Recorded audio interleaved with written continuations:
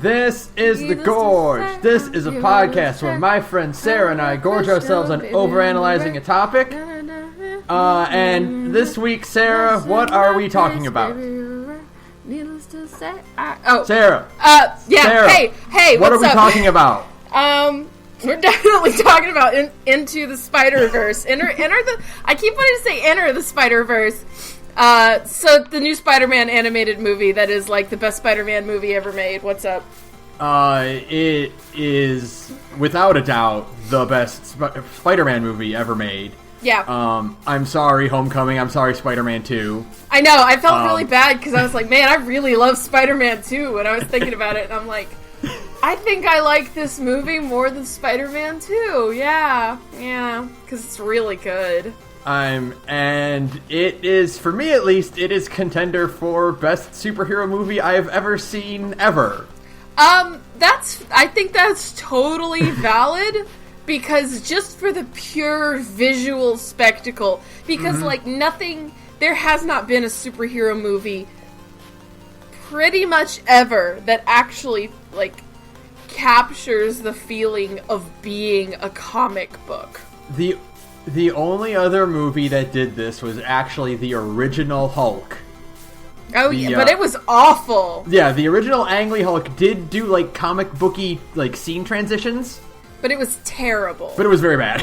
It was a very bad movie. It was a very, very bad movie. The only other movie that is not a superhero movie, but the Scott Pilgrim movie, also did a lot of comic booky visuals, but no, not even close to the extent this one does. No. I mean, Scott Pilgrim comes pretty close, and Scott Pilgrim is one of the best comic book movies ever made, I think. Mm-hmm. But if we're talking comic book superhero movies, if it's not the best, it's easily one of them, you know? I don't know. I mean, I don't watch as many superhero movies as you do because I'm a little burnt out on them. But, I really like Guardians of the Galaxy Volume 2, and I think I like the Spider-Verse movie more. I think I like Spider-Verse more than I like Guardians of the Galaxy Volume 2, which is saying a lot. I'm sorry, Avengers 4, or Avengers 3, I'm sorry, Civil War, I'm sorry, Guardians 2. Winter Soldier, Dark Knight, those are two of my favorite, superhero. I really like Winter Soldier, and I really like The Dark Knight, and I like Spider-Verse more. It's just yeah. Wow! Right? So we both saw it on Thursday. Yes. And yesterday, I'm it hasn't even been 24 hours, and I want to see it again. Oh, I know. If the fact, because cheap movies, AMC cheap movies is $5 on Tuesdays, right? Mm-hmm. And if it were not for the fact that Christmas Day is a Tuesday, I would go on Christmas Day and see Enter the Spider-Verse again. I just be like, oh, I have the day off. Let's go see Spider-Verse. If the movie theater is open on New Year's Day, and I don't know if it is. I don't know if movie theaters are open on New Year's Day. I know they're open on Christmas Day. But if it's open on New Year's Day, yeah, I'm going to go see Spider-Verse again. Honest to God, I think I'm going to go see it again. It's just that, I'm already thinking, okay, well, maybe I can go on Wednesday after work. Maybe I can... squeeze it in. Go right straight from work and just go in there, and I might be able to do that. Get a cheap ticket, yeah. I need to see this movie again. I want to see it a couple more times in theaters just to really absorb the spectacle, you know? Because the first time you see a movie, you're really more focusing on the plot and what's actually going on screen. You know what I mean? The actual you're paying attention to. Oh, well, he did this and she did that, and they're saying this. You're not paying attention to the visuals as much. And so I would love to go see Spider-Verse again and just turn my brain off and not pay attention to what's being said at all. Don't pay attention to the plot or the voice acting or anything. Just pay attention to the visual aspect of it, because holy shit, right? Right. And this is the same team that did the Lego movie, and yes, Lord and Miller. You can see the Lego movie treatment in this. Oh my god, yeah. There's always something happening. Can you believe those fucking idiots at over at Star Wars took Lord and Miller off Solo? Like, are you dumb? Are you fucking stupid after seeing the Lego movie and now after seeing Spider-Verse? I'm like, what is wrong with Kathleen Kennedy or whatever the hell her name is? Like, really? Like, because the whole thing they were touting, remember they were touting that interview? Everyone knows that interview for episode 3 where they're like, oh, it's so dense, there's always something happening on the screen. It's like, right. Yeah, Lord Miller can do it good, though. But they can do it right, unlike George Lucas, who can't. Yeah. Like, it's just, after seeing Spider-Verse, which is a pseudo-comedy ensemble cast movie set in an established universe, just like Solo was supposed to be, it's like, boy, could you imagine the good version of Solo? Like, really, after seeing Spider-Verse, that was like one of the major things on my brain was like, boy, Solo could have been a good movie. Solo could have been really, really good if it was just like, how do you just, even without that, how do you look at the guys who did the Lego movie, which I think is a better kids movie than Toy Story 3? Oh yes, absolutely. The Lego movie and dumb, fun buddy cop movies, 21 Jump Street and 22 Jump Street, which are hysterical and are exactly what you want, like in a Solo movie, which is like dumb buddy cop, like action stupidness. Like, how? And like, God, did they ever knock it out of the park for Spider-Verse, you know? Oh, like, every single, like, it is just, these characters jump out in every scene they're in, and like, none of them like overshadow each other because they're all always doing something, and it's just great. Yeah, like every turn is just it is just like fun. Like the movie is just so stupid fun to watch, and you're just having a good time like absorbing these characters, and even the characters who don't get as much screen time are still just instantly lovable, you know? Like Penny and Noir and Porker. They don't get as much like focus as the main three, but when they are on screen, you just love them instantly. Yeah. Because Lord and Miller are really good at this kind of thing, you know? Managing like a big ensemble cast. Of very distinct looking characters. Well, no, okay, excuse me. Lord and Miller didn't direct it. Wait, I'm Googling it right now as we talk. Were they just the producers? They were the producers, yeah. Oh, well, still. But still, the point still stands, because obviously they had a hand in all of it. But, yeah, boy, they got top billing in the theater inside the when the credits were running, didn't they? Jeez. But I mean, like, if you were to say, like, oh yeah, the same team that had a part in the Lego movie as they did in Spider-Verse, be like, oh yeah, that makes sense. Yeah, it makes sense, you know? Like, it totally does. It's the same kind of boy, like, I feel like I'm going to talk a lot about the visuals in this movie, because the visuals are just fucking stunning. I can't believe we've actually found a movie that people are saying actually looks good in 3D.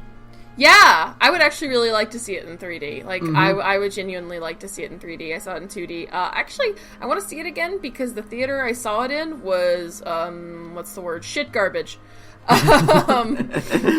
Like, the sound mixing was weird. Like, I could hear everything fine, but the music wasn't loud enough to, like, be, like, effective, you know? And, like, the screen had, like, a crease in it. Oh, that's no good. Yeah, it was really weird. I kept looking at it. So, I would like to see it again in a good theater. But even in, like, even with bad sound mixing and on a screen with a crease running down the middle of it, I was still like, I think this is one of the best movies I've ever, like, seen in a long time. Okay, yeah. And we never talk about movies on the Gorge. Just think about that. We never do movies, but yeah. Yeah. But boy, just, like, I mean, I always say, like, the best thing you can do to make your character, like, one of the things that, like, doesn't really get mentioned a lot in character design is strong silhouettes. Yeah. And, like, you know, just, like, characters you can immediately tell who they are just in an instant. And yeah. This movie does a great job with every single character, even distinguishing between blonde Peter and old Peter. Dilf Peter. Yeah. Yeah, no, because I love Schlubby. I love Schlubby Hobo Peter. Like, I've never been so instantly like, maybe I should read Spider-Man. like, I don't know. He was just so much fun. Also, it now means, because I think Schlubby Dad Spider-Man is, it's Chris Pine, right? No? Blonde Peter is Chris Pine. Oh, blonde Peter is Chris Pine. Yeah. Okay, so they had different voice. Jeez, I didn't even notice. I didn't even notice either until I checked afterwards, and yeah, they have different voice actors. The point is that Marvel has now assembled all of the Chris's into the Infinity Gauntlet, and now they can snap their fingers and kill off 50% of the universe whenever they want. You know. But yeah, no, I loved Schlubby Dad Spider-Man and like his stupid gut was just so good, and he's like taller and like broader shouldered than Miles's Peter Parker, and yeah, even though they had the exact same hair, it's just the difference is instant to notice, you know. Mm-hmm. Like all six of them had a unique art style attached to them. Like, obviously Penny Noir and Spider-Ham have their distinct thing, but you could even see differences with Gwen and Peter. Yeah, absolutely. And it's like, especially when they're in the suit, you know. Mm-hmm. But like, I think going to the whole, especially with Penny and Noir and Spider-Ham, like, what's always really interesting to me is when I was watching the movie and when I was watching clips of it afterwards, is that they are so different looking than the other three, but they all kind of still gel together perfectly. Yeah. Like, I don't know what they did, but to make it when, like, the six of them are all standing in the room together and they all look the same, but they're all completely different styles too, it's really interesting, and I don't know the thousands of animation tricks that must have been pulled to make everybody kind of fit together perfectly. But like, even like Spider-Ham was rendered differently. Yeah, he looks more like a CG. Like, I don't know. You know what I mean? He looks a lot like, you know, he's very not like Looney Tunes style, but like, you know, those Disney shorts that are coming out now. Yeah, like the weird Disney short. Yeah. He's very flat. He's very flat colored and stuff like that. Like, very, very CG, if you did a CG cartoon of a Bugs Bunny short kind of thing. Yeah, absolutely. That's totally what it is. Mm-hmm. And just, yeah, everybody meshes together, even fucking Noir and his all black and white color palette and his Rubik's Cube. I think the thing that what makes them all work together really well is that they all have similar color schemes, at least. Yeah. Like, especially with Penny and Ham, like, even though they're so visually different, like, character model wise, their color palettes fit with the world, with the rest of their surroundings. Right, like, yeah. Ham's a little brighter than the others, but like, it's not too garish that he stands out more, you know? Yeah, it's all these like cool little tricks that make everybody fit together beautifully, and I mean, the whole movie is made of that. Like, God in heaven, how good is the Kingpin design in this movie? Oh. I know, right? I am in awe of the size of this lad. Absolute unit. Okay, so I'm probably going to get into this more near the end, because it's also, I want to, like, when we talk more about just Spider-Man in general, but, I am loving this trend of putting Kingpin in a black suit. Yeah. Like, he's always worn the white with, like, the purple undershirt and the cravat and all that, and like, okay, see, this is how little, by the way, we gotta, like, bring this up real fast. Yeah. Benjamin has been reading Spider-Man for how long? Oh, I've probably been a fan of Spider-Man for 25 years now. Okay, I have read approximately 6 Spider-Mans, like, comics. Okay, well, in my defense, I actually did read the original Ultimate Spider-Man run, like, when it first came out, I actually did read, I don't know how many issues, but I kept up with it for a little while. Because it was like a reboot. It was a fresh start. It was a way for like somebody who's never read Spider-Man in their life to just get into it. And then it went a little insane, and then Miles came on, and then the Ultimate Universe exploded. I don't know. My recommendation for fans who want to read Spider-Man comics is to read Ultimate Spider-Man until the artist changes. Oh. And then stop. That's smart. Yeah. But so, and like, don't read anything else in Ultimate. No! Oh, God! No. Even I know about Ultimate. I was on CO, unfortunately, for a few years. I remember. Maybe read Ultimates 1 and 2, but don't read anything else. Don't read Ultimate X-Men. Don't read Ultimate Fantastic Four. You mean Ultimate Captain America? The worst fucking thing in the entire universe? Oh my god. Oh, it's so bad. Who's responsible for this? Oh. The first person to tell me who's responsible for this bullshit gets to live. I think it was it Mark Millar? Was it? I think it was fuck Mark that Millar guy. did Ultimates Fuck 1 and 2. Whatever. No. Fuck that guy. I don't remember. I don't remember which one. It was a different author did Ultimates 3, and that's why it was just such hot garbage. But I can't remember if Millar did 3 or if he did 1 and 2. But it doesn't matter because Bendis and Bagley did Spider-Man, and that one's really good. That's it. But so Ben is a big old Spider-Man fan, and that's why he's excited to be doing this episode. I have not. I mean, I haven't even seen Homecoming. I didn't see Spider-Man 3. I know next to nothing about Spider-Man in general, so it's gonna be a lot of that this episode. But no, I'm kind of surprised that you just didn't know that through osmosis. But yeah, like Kingpin's standard design is he wears just an all-white suit with like a purple cravat. Just standard businessman. He usually has a cane and all that. But ever since Daredevil. The Ben Affleck movie? No. The Charlie Cox Netflix show. Oh, okay. Ever since that, he's been depicted more and more wearing a black suit instead. Right. And it's cool because side note, but in Daredevil, they show like kind of like not Kingpin's origin. He's already like a big mobster man, but like as the series progresses, his suit gets lighter and lighter. Until he is in the white suit. Alright, that's pretty cool. Yeah. I like things like that. That's a pretty cool detail.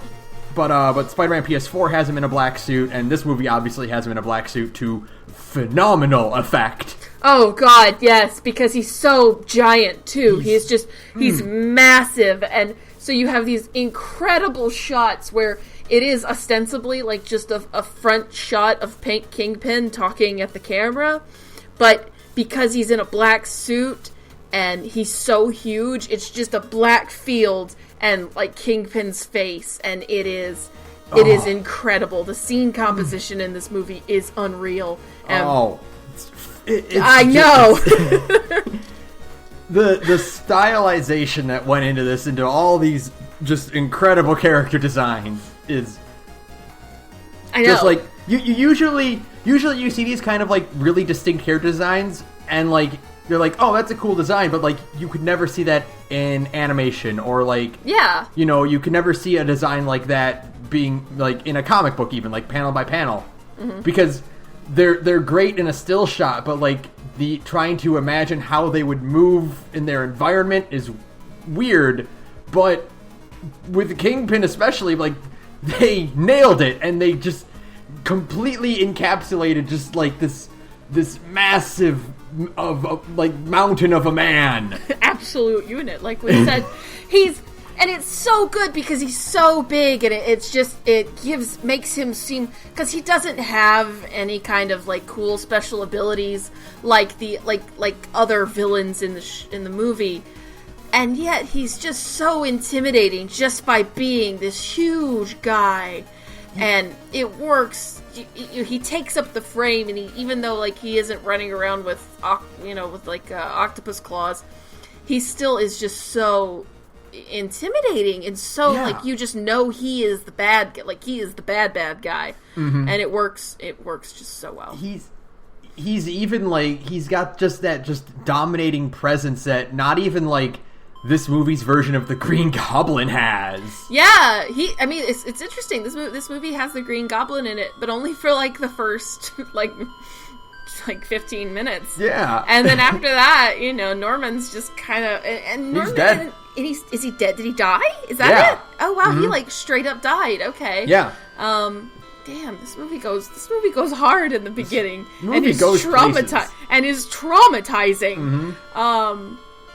But yeah, and like that Green Goblin, who's just like a giant fucking monster, is not nearly as intimidating as like Kingpin is. Kingpin is just so interesting and intimidating this whole movie, and like everybody gets a lot of cool nuance, even fucking Kingpin, who's just like an asshole and still has like these little moments of character, because there's so much character crammed into every frame of this movie. They did such a good job, not only of like of making all these characters stand out, but also the simple fact that many of these characters who have like very significant presence in the movie are completely absent from any trailer. Oh God! How about the Doc Ock twist, right? Doc Ock, Tombstone, and Scorpion are in no trailers. No, not one. Because the Doc Ock reveal is so good. And it's the best. It is the best. It is like one of the best moments in a movie that is like chock full of amazing moments. But I was sitting in a theater with my friend Rachel, and we were watching this movie, and she just seems like a nerdy the nerdy science lady who doesn't realize what she's getting into. And she's got Peter like tied down. And she says like, "Oh, I can't wait to see you die," or something like that, to watch you die. And just like the moment happens, and we're both just sitting next to each other going, "Ah!" like just squealing and slapping at each other. And because her name is Olivia Octavia? Octavia, yeah. Olivia Octavia. Ah! What a great moment! Didn't see it coming at all. I was like, my jaw hit the floor. I'm like, whoa! Yes! And her design is so good, and that reveal is just amazing. And oh God, it's so good. Her tentacles though are so cool. They're like squishy, yeah. They're like air-filled tubes. Like, yeah. Oh, that's so cool. It's so cool, and like they have like a good squish, and they seem more like plausible versus giant metal tube arms, and it just all works so well, and you didn't see it coming at all. You knew Kingpin was in the movie, and and the Green Goblin. Yeah, and you thought, like, well, it's just going to be a Kingpin movie. Like, whatever the plot is. Like, the plot of this movie was, like, not revealed for a lot. Like, what overall the plot is. Like, yeah, you really didn't get a good sense of what the movie was about in the trailer, which is good. I mean, like, I think trailers these days spoil way too much, Mm-hmm. And so you really don't get a sense of what exactly... You're like, okay, Kingpin is there. Alternate universe Spider-Man. Miles Morales. Oh, there's a bunch of different Spider-Mans. That's cool. Go see the movie. Like, that's it. That's all you needed. And then you get in, and like, there's way more going on. There's Doc Ock. There's Kingpin. Who else did you say? Tombstone and Scorpion? Tombstone and Scorpion, yeah, are the other two that just like came out of nowhere. And okay, so like his uncle, is that like an established character? Oh yeah, I forgot about Prowler. Yeah, there's Prowler too. So is Prowler like an established guy? Yes. Okay, so it's not new for the movie. He is one of in the regular timeline. He's kind of more of a minor villain, right? And he's kind of more of like an anti-hero type, right? He's just, I think he's like a 90s, 80s style villain. Yeah, and then right. And then in Ultimate, in the comics, he was re-established as Miles' uncle. Right, okay, so that's a thing that is carried over from the comics. Yeah. Okay. In the comics, he's actually a completely different person. Oh, His name is Hobie Brown in the comics, and he's Aaron Davis in in the movie and in the Ultimate timeline. Okay. So yeah, they changed his character around, and like it's okay. So here's the nerdy thing. Oh boy, strap in, y'all. It's gonna this is something that like one of the few nitpicks I have about this movie is that, and would be a nitpick at anything else, but it does matter. There's a flash when the machine is running and it's showing different timelines that are obviously labeled, and Marvel labels all their alternate universes. You know, they all have a number. 616 is regular, like the standard timeline we usually visit. 1610 is Ultimate, is the Ultimate comic line. Okay. The movie is labeled as 1610, but that's impossible because this is not Comic Miles' origin. It's different. It's got a different Peter Parker. He died at a different age. He has a different look to him. There's characters are different. Like it can't be 1610. It's not 1610. Yeah, it can't be. It's not even like a movie adaptation of it because this MCU has a universe number attached to it. Right. Like, the Tobey Maguire movies have a universe. The Andrew Garfield movies have a universe. Do they really? Yeah. Every universe has a number. What's the MCU's number? Oh, I don't remember. Aw, man, I only know come on. 616 and 1610. 1610, okay. Yeah. Man. But, yeah, so that's like the one thing I'm like, no, it can't be that, though. It's not the 616. It matters. It's not 1610. This matters. Damn it, this matters. But like still, like all these, like they got a lot of Miles's like immediate family, like is fairly close. You know, his dad, his mom, his roommate, who unfortunately didn't get a lot of lines, but yeah, that's Ganke Lee, who is his best friend in the comics. Oh, okay. So I guess maybe that'll be a thing in the implied sequel that this movie ends with. So. But you know, the reintroduction of Prowler as going from this like regular like anti-hero former villain kind of thing to being an assassin of the Kingpin is holy shit, is he intimidating. He's good. Oh man, his sound design is so good. Oh, all those like grinding and scratching. Screeching. He's like a horror movie character. It's so good. Oh, I love it. He's so heavy looking with like the boots and the claws and... Yeah, see, here's the thing. What's funny is like, because I know nothing about Spider-Man or like Marvel whatsoever, I was like really thinking that was like an alternate like Spider-Man. I mean, well... The design, it kind of, with the eyes, I just thought, you know, because it has like the white eye, like, you know... Yeah, the big white eye, the blank. The big white eyes and the blank face, and I don't know, it just kind of looked like a Spider-Man's. So I mean, Hobie Brown. Oh God, here we go. Is Spider-Punk? What? Yeah, in the timeline, here we go. In the timeline, Spider-Punk is from. It's not Peter Parker, it's Hobie Brown, but that's a weird degree of separation to get back to the Prowler. In the Ultimate Prowler. So technically there is a version of Prowler who is a Spider-Man's. So I'm not totally wrong. Cool. You're not totally off base, but no, like, yeah, that was... The twist was not that he's a Spider-Man, the twist is that he's Miles' uncle. Yeah. Miles' cool uncle, man. It's bullshit. The cool dirtbag uncle. Dirtbag uncle who gets shot and, you know, everybody's got to lose an uncle. That's Spider-Man rules. I know that about Spider-Man. Yeah. All right? I couldn't help but laugh a little when, like, you know, Peter was like, yeah, I lost my Uncle Ben. And then Noir was like, I lost my Uncle Benjamin. Yes, Noir, thank you. It's the exact same thing. Yeah. Thank you, Nick Cage. He's so good in this movie. Oh, man. Like, I know. There's so much to talk about. I keep jumping from topic to topic, and I know. It's so hard, but, like... How do I focus? Oh, God. The trio of introductions between Ham, Penny, and Noir... Oh, God. That Ham was bitten by a radioactive pig is such a good joke. Oh, I mean... It's so great. Yeah, he was a spider who got bit by a radioactive pig. It's so good. It's so stupid. I love it. Oh my god! And then Noir's like, I like to drink egg creams and I like to fight Nazis. It's like, I can get behind that.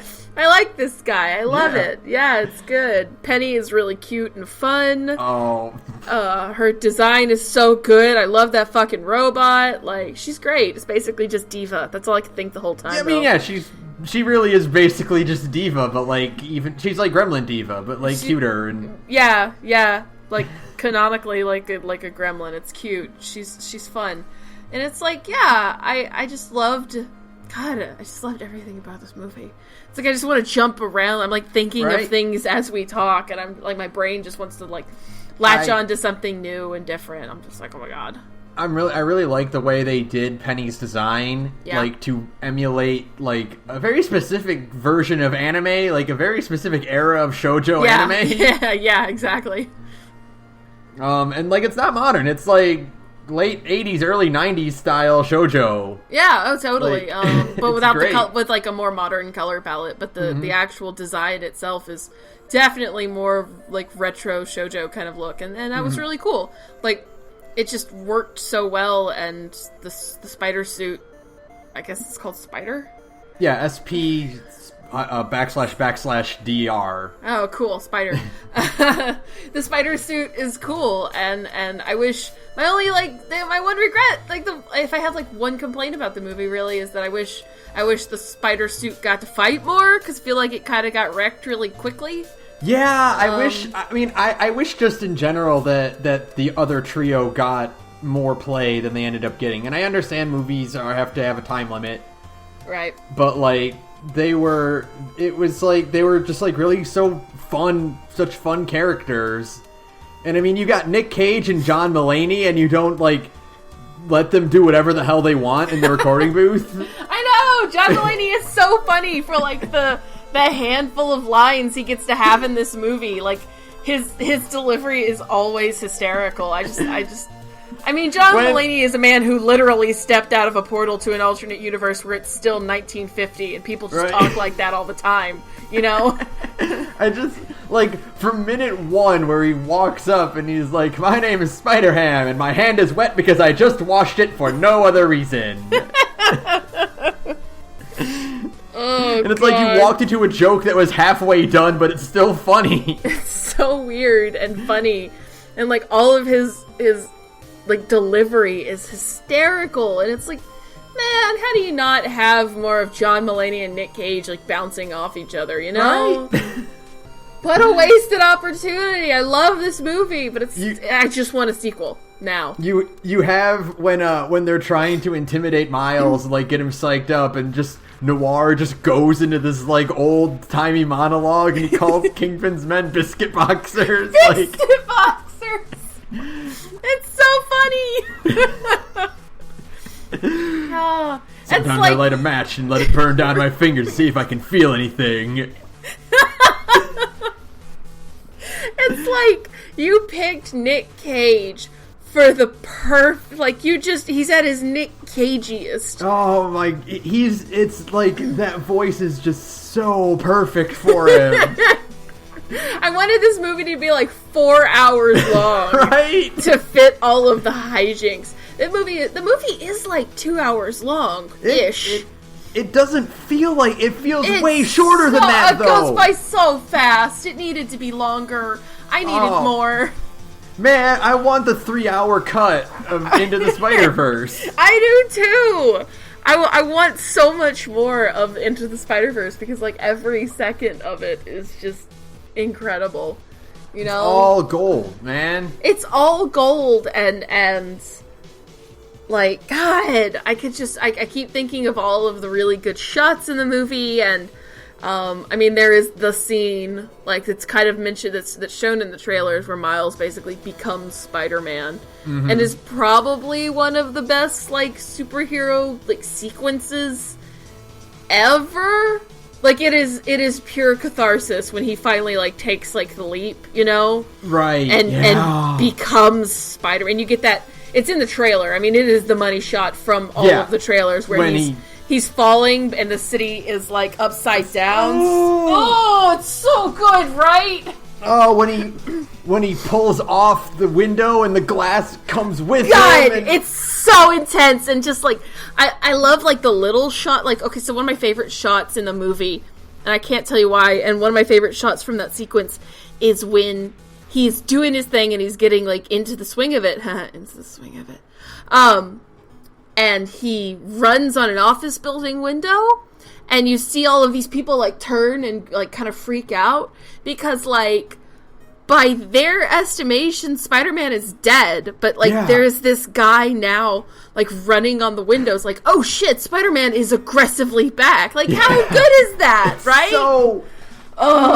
catharsis. The whole sequence is just, like, you've been building to this moment. And oh my god, I love the interpretation of how he gets his suit.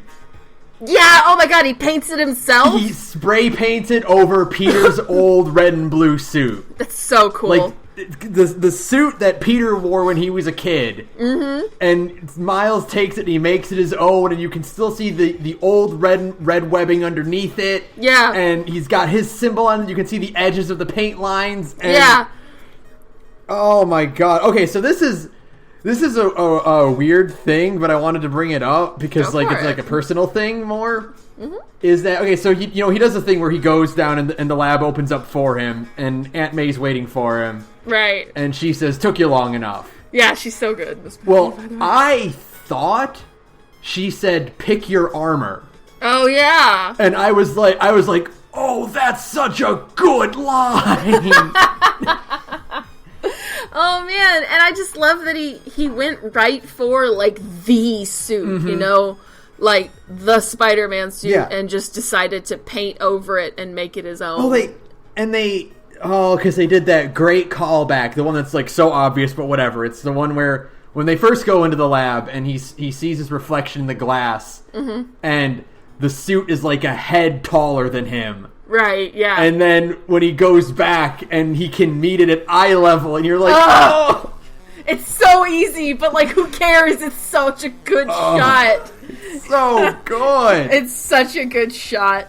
And like, the design itself is so cool and so just unique, and the red and black looks awesome. And it looks so good. It looks so good with the hoodie over it too. I know, right? Like, you kind of wanted the hoodie to stay, but right? I love the sleek silhouette of like the spider, because all of the spider suits in this movie, by the way, are fucking gold. Oh like, man, People were upset, obviously, that so in Spider-Man PS4, the last DLC pack came out.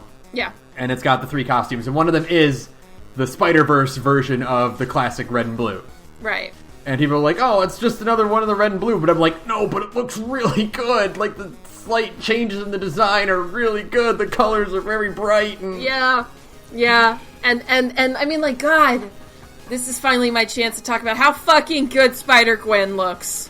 Dude, oh, man. I know, right? Like, holy shit, did they knock it out of the park with Gwen's design. I literally, I don't know, but I'm pretty sure her design is just a one-to-one replication of the one from the comic books, right? Yeah. It's basically the same as the comic book. Yeah, but like the hood, the ballerina shoes, the black, white, and pink. It's so solid. And the teal accents, like, everything about that suit is, I mean, it is flawless. It is probably one of the coolest, like, super suits of any kind of superhero suit I've seen, along with, like, Captain Marvel's suit, and not the one from the movies, the one from the comic books. I actually think her movie version is just, it's the, God, okay, tangent time. We need to have like a John Boyce style like tangent counter that goes off when we need a soundboard, right? Now that we've made it big, we need a soundboard to like press it so that every time one of us goes on a tangent, we can just press it and it'll be like, but really I think Marvel, like current modern Marvel suit design is like the ugliest fucking thing in the entire universe. I just think it's all so drab. I hate the ugly like panel look that everything has, you know? I hate it. I hate Captain Marvel's new design in the movie. I just think it's really drab. Like, her blue and red is not very vibrant. And I can't stand it. I think her design in the comic books, where it's like it's more of like a spandex kind of look, you know? Yeah. It's just better. It's so much more solid and simple and eye-catching. I think they took the sash away in the movie version, right? I think so too. Yeah, I think it's more designed to be like tactical armor than it is like a superhero outfit. It's fucking bullshit. I hate tactical, like, I'm not crazy about a lot of, like, Captain America's designs in these new movies. I just don't like them. I don't. Alright, so here's my tangent on your tangent, speaking of tactical. Ding. God, I hate what they've done to Hawkeye. God, right? Come on. Man, you took give away him his mask. Give him his mask. Give him his fucking purple outfit. Come on, guys. You fucking cowards. Let him, he doesn't even have it in the comics anymore, man. Give him his mask back. Give him his cool helmet. Give him, like, the purple and blue and the cool, like, the cool, like, armor on his chest and... You know, so before like fucking Spider-Verse, right? Before it played, there's a trailer for Shazam, which, by the way, Shazam looks incredible. Shazam looks so good. Shazam looks so good. Happy. And God, of all the fucking people to just own the superhero shit, it's a DC movie. Because Billy Batson is walking around in a spandex suit with a tall magic dude collar, and he's got an emblem on his chest, and he looks like a comic book character. It glows, it's all one big piece, It looks really cool. It just looks really good. It's a great design. It gels with the universe still, and, you know, it makes him look like a superhero, because that's what these people are. Yeah. Like, make them look like superheroes. I hate Captain Marvel's movie design. I don't like it. I love her suit from the comic books, because it's so... I mean, obviously, I know that, like, Captain Marvel has kind of, like, a more cosmic power set. She's, like, stupid powerful, right? Right. And so, obviously, the red, blue, and gold is, like, a cool Superman callback. And that's fine. I mean, I don't care. I don't know if that was actually the intention, but it's pretty, like, the similarities are there, you know? And when it's, like, those bright, vibrant, Superman-y colors, it's cool and eye-catching and interesting.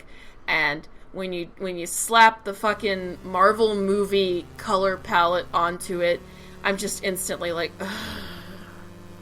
So yeah, that's my tangent. But then you look at, like, the Spider-Verse and, like... Yes! Oh god, it's so good. And you get Spider-Gwen with her really stark outfit design, and, you like, know? I didn't read a lot of Spider-Gwen because it just didn't end up going in a direction that I personally enjoyed. But the thing about it, and you get a little bit of it when they're doing her flashback, she fits so well with, like, because the color palette for the comic was, like, all this bright, neon-ish, like, blues and pinks, and, like... It looked so good with that costume alongside it. Right. And, oh man, her design is so strong. The hood looks so cool. I want all the Spider guys to wear hoods now. Everybody should be wearing a hood. Spider-Gwen's hood looks so cool. And her, like, cool, dancerly style of fighting just is great. She just has, like, a lot of really cool, like, just confident movements. And she's very comfortable with being Spider-Woman or Spider-Girl or whatever, Spider-Gwen.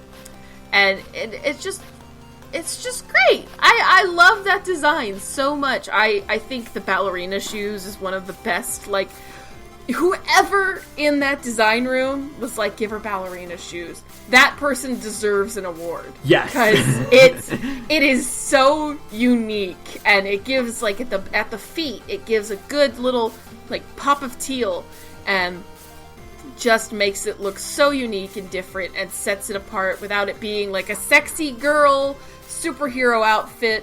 It's still kind of a girly outfit, but without being ridiculous. You know, and I love it. It's so good. All of the designs in this movie just rule. I like on that like note the ballerina shoes. I also like that. I wish Miles would still wear the kicks. I do wish Miles still had the tennis kicks. shoes. Yeah, me too. Because, and this is like a weird thing that I keep like going back to whenever I think about Spider-Man. He wears like flat soles, and he does a lot of climbing and running along walls. And man, it can't be comfortable. His feet must hurt. He needs some like tennis shoes. He needs some arch support, Miles, my man. Yeah. Like your shoe that can't be comfortable. You know, No. like, and then there's fucking Hobo Parker in his sweatpants. I love it. I love his sweatpants. It's so funny. Oh, he owns it. He owns the look. He wears the dirty trench coat that he stole from someone, the sweatpants he stole from someone else, and 2 different shoes. 2 different shoes. He just looks like a hobo, and you know what? It's great. I love the line where, like, when Miles is dragging Peter around, or I guess Peter is dragging Miles around on the train, and the cops are following them, and they say something like, "It appears to be a Spider-Man dragging a dead homeless man."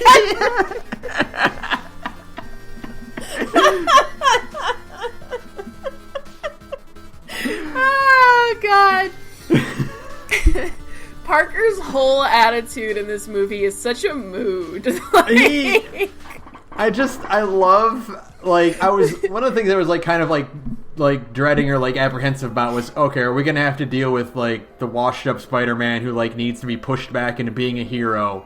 Right. And it took, like, 5 seconds. It took 5 seconds of Miles just, and literally admitting to it, like, he's sitting on the side of the building, he's like, I'm trying to make you feel bad. Is it working? when he does the thing where he just turns and screams into his arm.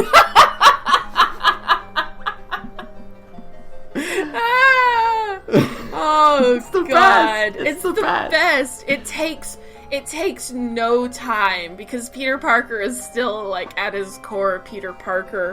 It takes no time for him to be like, fine, I'll do some heroic shit. Fine, whatever. It's what we do. And then when they're doing the web swinging training. Yes. And he's like, thwip, release. Thwip, double tap, thwip, release. Okay, you're natural. Just like... it's so good.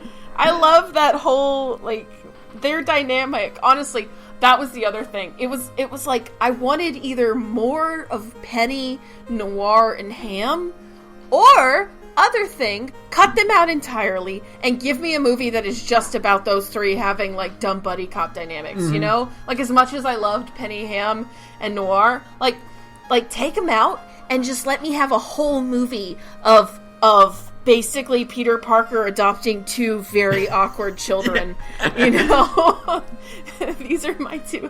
I've had Miles Morales for 5 minutes, but if anything happened to him, I would kill everyone in this room and then myself. That's what I wanted. You know, one or the other. Even still, like, with those kind of obvious drawbacks, God, this movie's still so good. Make no mistake. I mean, the problem with it is not that there was too much, is that there wasn't enough time to explore everything you had. Like, no, we need a sequel ASAP. The weird thing is, like, okay, like Spider-Man 3 had too much going on. It had 3 villains in it. You couldn't keep up with all of it. It was just overbloated with content.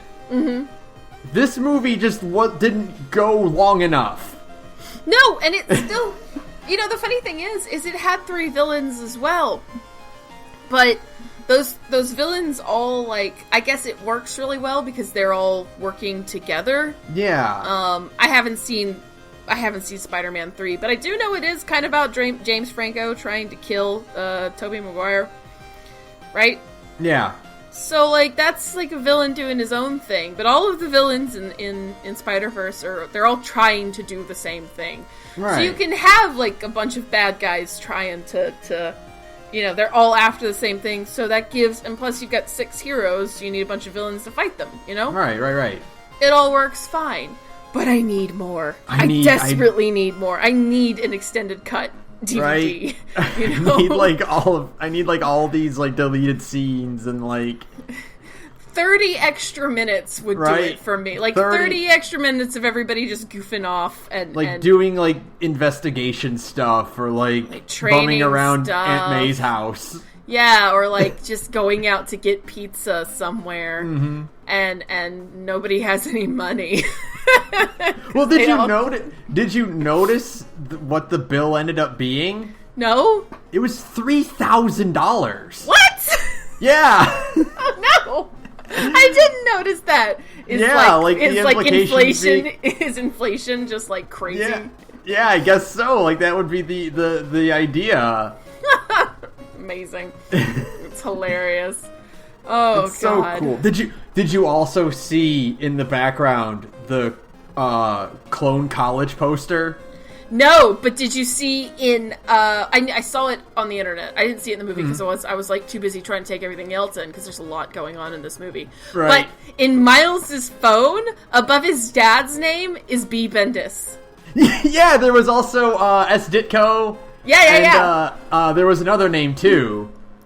I didn't catch it. Yeah. But I did know that there were a bunch of just names like that being dropped all over the place, which is great. But I saw the B. Bendis one, and I mean, I know nothing about comics, but I know who Brian Michael Bendis is, you know?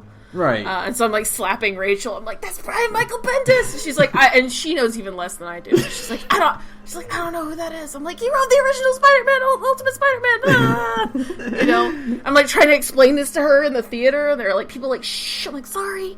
I'm freaking out, man. I'm freaking out. This movie's really good. Yeah. Okay, but like speaking of like name dropping and stuff, though. Oh no. Like, hey, boy, that Stan Lee cameo didn't quite have the comedy in it that it should have had. Huh? I don't think there was a dry eye in my theater. I like looked around and there's like a lady like a few feet away from me, and she's like doing that thing where you blot at your eyes with your fingers.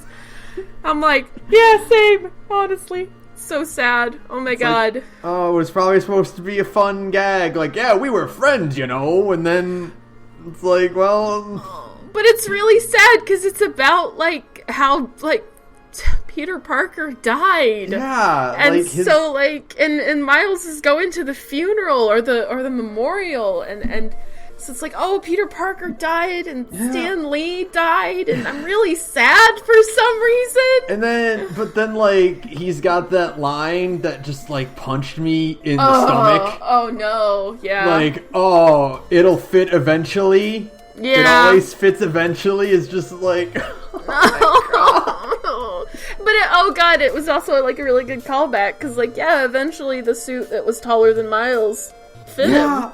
It was, but it's just like, oh my God, that cameo was so good. It was so sad. It was sad, so sad and good. Like so like encouraging because like you know like it's basically Stan Lee giving his blessing to Miles to like inherit the Spider-Man legacy. Right, yeah, like it'll fit eventually. And then of course it cuts right to no refunds because it's like, oh right, Stan Lee is still just like a salesman and a huckster. Like, you know, that was still what he was as well, so it was great. It was perfect.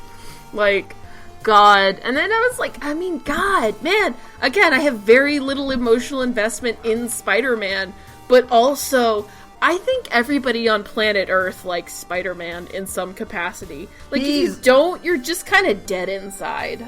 I think he is actually the most popular superhero worldwide, beating out Batman and Superman. I mean, like, God, because, yeah, right? Like, of course, like, Batman is a rich fucking trust fund kid, and Spider-Man is a god, and yeah, they probably have good stories, but no matter how relatable you try to make them, that still, at the end of the day, is like, Batman is a trust fund kid, and Spider-Man is a god, even if he did grow up in Kansas. You mean Superman? Yeah, whatever. Yeah, that's what I meant. Superman grew up in Kansas. But, like, Spider-Man is just a guy. He's just a dude from New York, you know? I mean, you know, with bad luck. That's what the movie is about. It's about that, you know, the whole, not only the movie, but the entirety of Spider-Man's design, his costume, his origin story. Like, Spider-Man was created in a time where teenagers were sidekicks. Right, yeah. Where superheroes were rich, successful guys. They were Batman, Superman, you know. Superman has a job, he has a loving girlfriend. Batman has all the money he could ever want and resources out of everything. Wonder Woman is a goddess, you know. The Green Lantern has a ring that can do anything he wants. Right. And, you know, yes, a lot of their backstories are rooted in tragedy, but, like, the point, like, the Spider-Man's whole gimmick was showing, like, the danger and the trauma behind it. Yeah.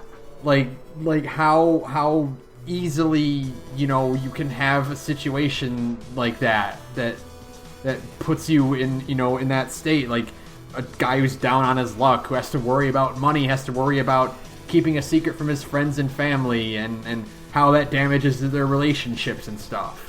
Yeah, absolutely. And it's this idea that, like, you know, the movie ends with the idea that anybody can be Spider-Man. Yeah. And it's because, like, anybody can be Spider-Man because Spider-Man is just, like, Peter Parker is just a guy. He's just some dude who's been Spider-Man since he was, like, 15. Like, there's... yeah, and, like, that's the cool thing about back then, like, his design, his costume is a full-body costume. Right. Like, there's no... Like, Batman has the cowl, the bottom half of his jaw is exposed, or people usually wear the domino masks or anything like that. Or no mask at all. But, like, Spider-Man's whole thing is literally anyone can be under that suit. You're able to project any identity onto that character. Yeah, absolutely. And, like, that's what makes it so cool, and what makes him so unique, and what makes him stand out. And, like, yeah, any one of us can be Spider-Man. Like, that's why he's so inspiring and cool and... Right, yeah. Understand, like, that's kind of, like, what ultimately is... Like I said, everybody... I mean, like, anybody can like Spider-Man, and everybody does kind of like Spider-Man just at a conceptual level, you know? Mm-hmm. Like, even if you don't know anything about Spider-Man, except, like, the basics, you just like Spider-Man, because Spider-Man is a dude. He's just like a nobody who got to be somebody, and so, you know, then it's like, oh, well, Spider-Man died, and you're like, oh no, I'm actually really sad about this for some reason. I'm, like, really upset just by the concept, you know? Mm-hmm. It was just, like, well, you know, they also show that, like, that scene, like, I think what really sells it is not just that he died, but they show that scene where it's the broadcast throughout the city, you know? And people checking their phones and stuff. Yeah, people are just, like, stopped in the street looking at their phones, like, you know, in disbelief. And even Miles' dad, who just said, like, he doesn't like Spider-Man, is still, like, just, like, dumbfounded by it. Yeah. Because, like, it's Spider-Man. Mm-hmm. Yeah. And it's it's just so, like, it just sticks with you as, like, a concept, so that, you know, I don't know how to put it in, like, a good articulate way, but just this idea of like, everybody's hero being dead, like, is really punchy, and you know, it translates over to, like, the viewing audience as well, because, like I said, everybody likes Spider-Man, like, without fail, everybody likes Spider-Man. And so it's like, oh, it's this idea of the universal, everyman, just whoever hero being dead is incredibly depressing. And, so then it stretches out, and it's like, you know, you only knew that Peter Parker for, like, 5 minutes. Right. But it's still sad, because you know who Peter Parker is.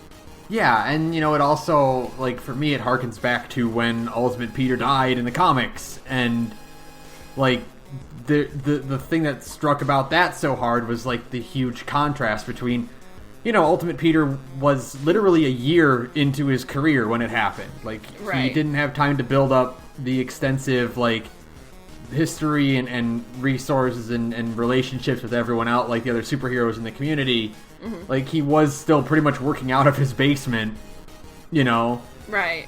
And then he dies, and then you see, like, in the movie, you get that huge like funeral memorial procession, you know. Yeah.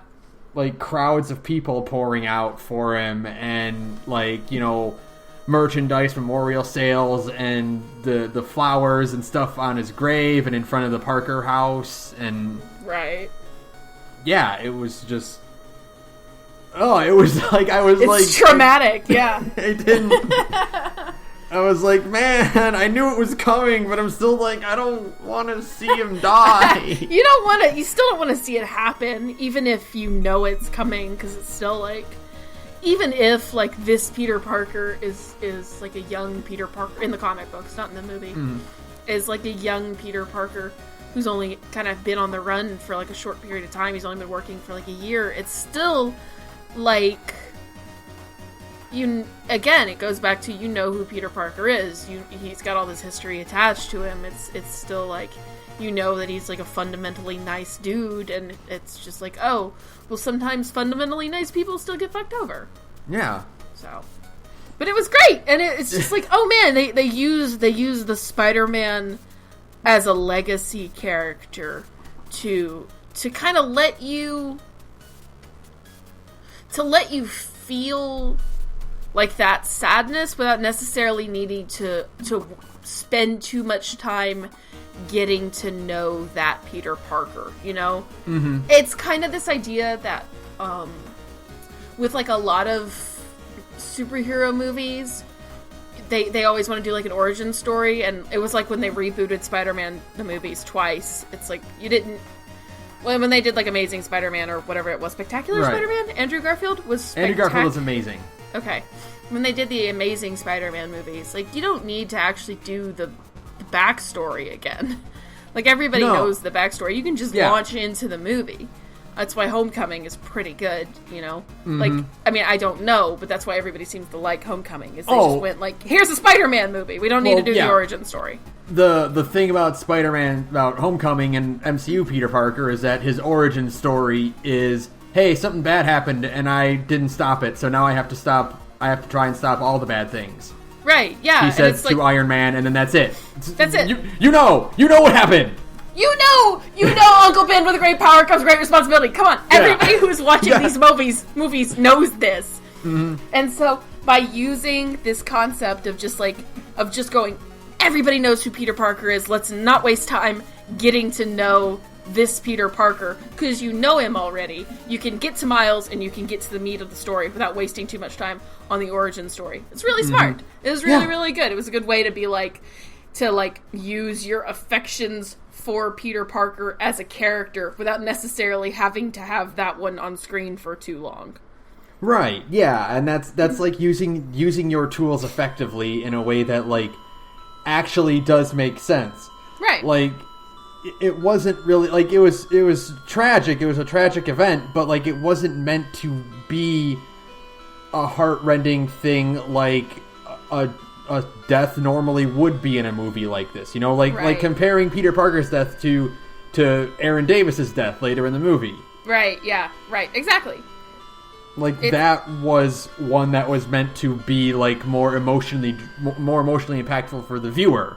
Yeah, right. This is just like the using the legacy behind the character to kind of set up the tragedy of it without necessarily having to fixate on it and make it like a major motivator for the character.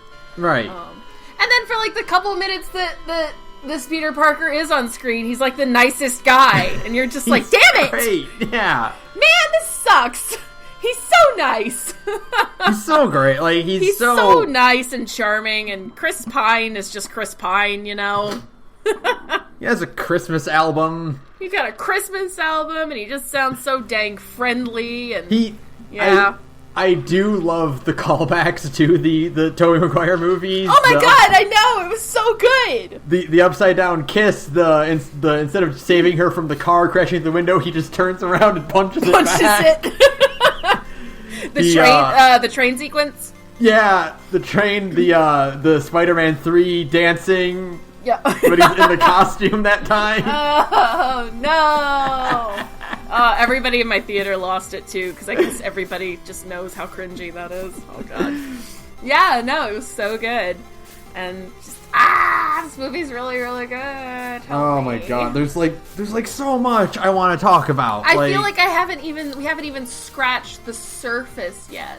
Oh, absolutely not. Like, we didn't even talk about the soundtrack. Oh god, the soundtrack is so good. I mean, like, that's really all you need to say is just go out and buy the soundtrack Into the Spider-Verse. I bought it while the credits were rolling. Like, when the lights kind of went up in the theater, I pulled up my phone and I went to the iTunes store and I'm like, yep, there it is. Yep. I need to listen to this on the way home. On the drive home. Yeah, it's on YouTube. And I just, like, on my way home, I found the playlist and I just, like, you just crank it up as loud as the car will let you and you just drive. Because it's like I was driving home at, like, 10 o'clock at night. Yeah. And so you just get to drive with, like, the music just, like, thudding around you, and you're just like, this is a really, really good-ass soundtrack. I mean, yeah, Sunflower is good, but also What's Up, Danger? And, oh, dude! Mm-hmm. Oh, my God. I know, it's really good. Makes you want to go fight everything. Right. Be like, yeah, let's go fight some shit. I'm into that. Like an idiot. Stop some crime. Let's go stop some crime and jump off buildings. It's fine. Oh. Yeah. Whole soundtrack is just is fire. And so, I mean, I've listened to it like half a dozen times already since I saw it on Thursday. So that's a pretty good approval. If I had to say like the soundtrack, just go see it just because, God, just for the visuals and the music alone, it's just like the most satisfying music video you've ever seen in your life. Yeah, even if you're not a fan of superheroes in general, it's still worth seeing it just so you can kind of blur your eyes and see the visuals of this movie. God, because it really should be seen on a big screen. Yeah, listen to the music.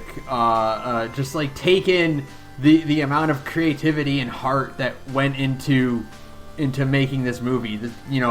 Basically inventing an art style to depict this movie in. Yeah, and coming up with a whole new way to put all of these different styles in one frame and make it work. And I mean, every single frame of this movie has so much just detail and color and life, and it pops so much, Yeah, there's just so much care into like how every character will move, how they'll react, their facial expressions, it looks like concept art or expression sheets. Yeah, finally brought to life. It's that feeling of how you look at really cool concept art for movies and stuff, and you just think like, okay, but it never looks that good in movies.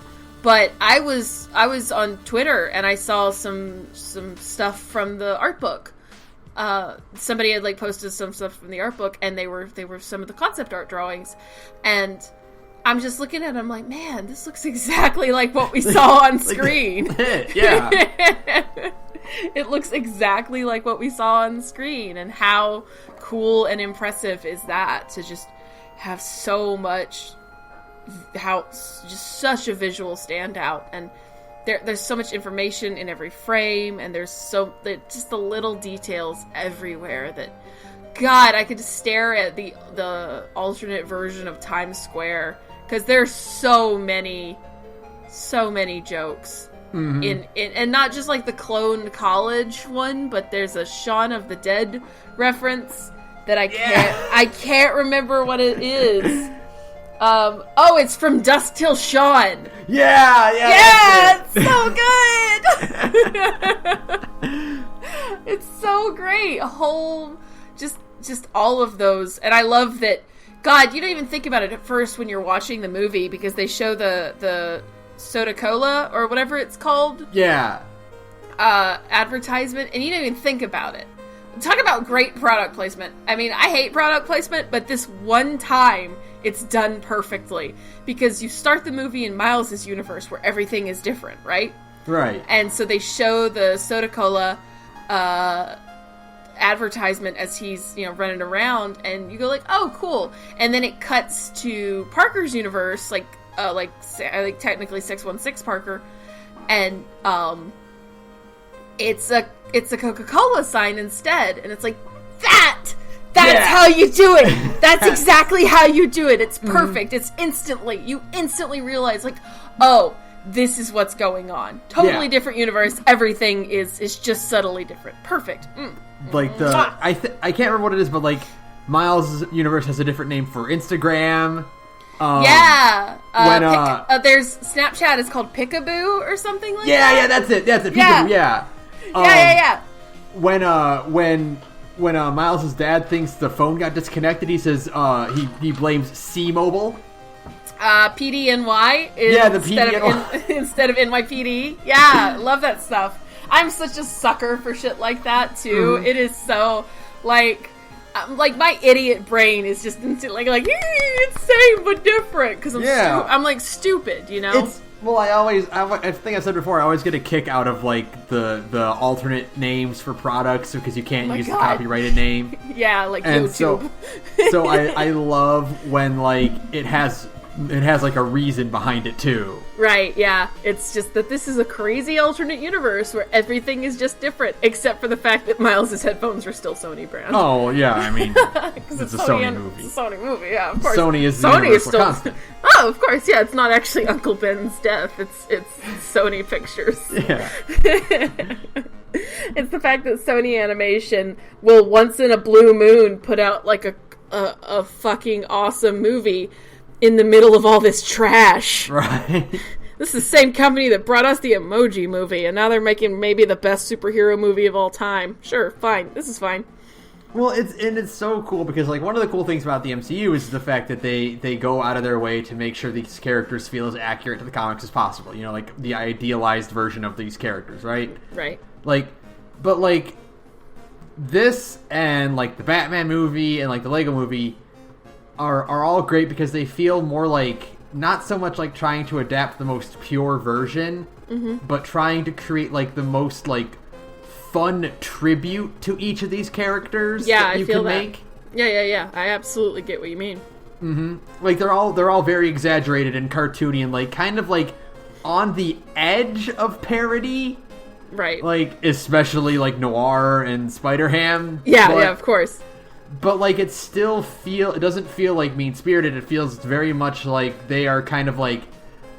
Like, if the MCU is trying to emulate as close as possible, this movie is hoisting the Spider-Man mythos on its shoulders and parading it around. Yeah, absolutely. It's like you said, it's the most fun version of the Spider-Man mythos versus the most accurate or the most true to spirit. This is just the most fun of the Spider-Mans. And because, like, you know, we were talking about things, like, really simple things, like how you really only in an animated movie, even the MCU can't do it, only in an animated movie can you get the ideal version of Spider-Man fighting. Oh my, and it's so good here, how mobile they are, how they can do these more dynamic poses and do, like, zip around in ways that feels fine for a cartoon but would look more like super speed in a movie, you know? Right, yeah, you can't do that really fast movement in a movie because it would look unnatural. It would kind of take a viewer out of it, or they'd be like, wait, does he have super speed? You would start kind of inventing like reasons for it to be that way. But no, this is a cartoon. It's a comic book. That's just how it is. Spider-Man is fast and nimble, and so he moves really, really quickly and has like these really acrobatic ways of getting around, and that's it.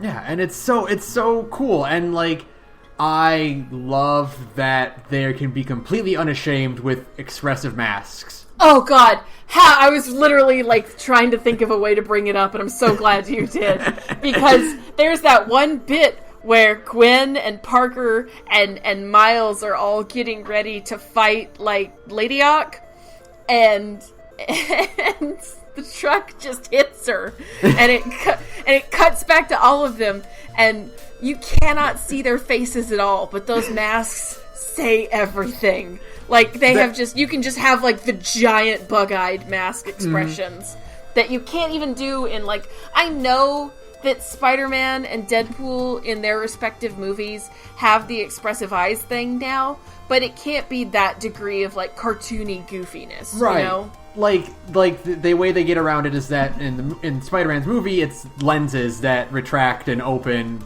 Right. And in Deadpool, it's just he has his mask has weird eyes, but it's just Deadpool. Yeah. The amount of wide-eyed and squinting they can get in Spider-Verse, that bit where Peter's trying to think about how to get into the facility.